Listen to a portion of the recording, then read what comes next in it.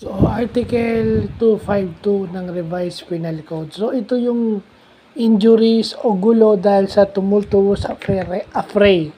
So, yung tumultuous affray, yung away, yung mga away kalye, yung street fight, yung gang war.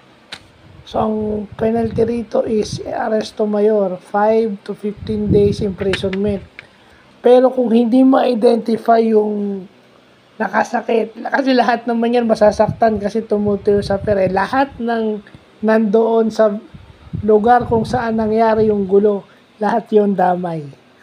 So, kung bystander ka lang, dadamputin ka rin kasi ina-assume na nakigulo ka. So, yun. Ngayon, kung ayaw nyo ng problema, pag alam nyo may gulo, iwas na kayo.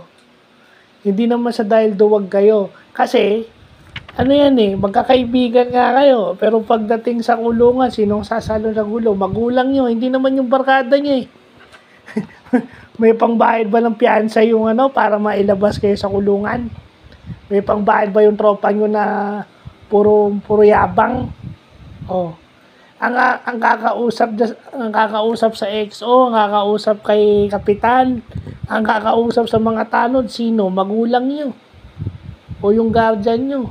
Hindi naman yung tropa nyo tsaka kayo na puro yabang lang Kadalasan kasi mga kabataan ngayon feeling entitled Mahilig makigulo tapos hindi nag-iisip.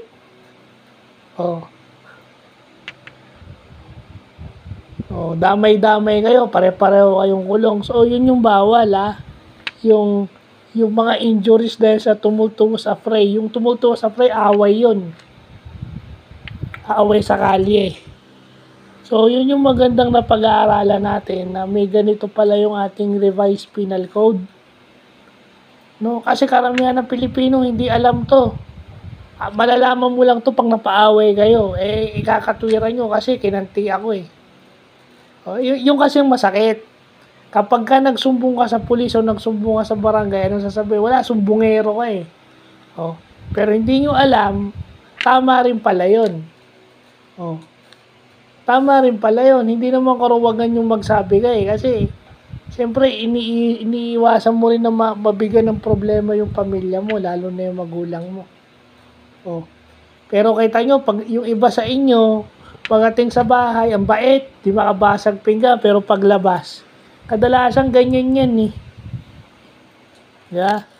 So, yun lang butit na pag-aaralan natin yan. Magandang nalaman natin yung Article 252. Although na-vlog ko na yung tumultuous affray, ito yung mismo nakalagay sa batas. Kasi dati tumultuous affray lang. So, ito na yung batas talaga sa tumultuous affray. So, yun lang po.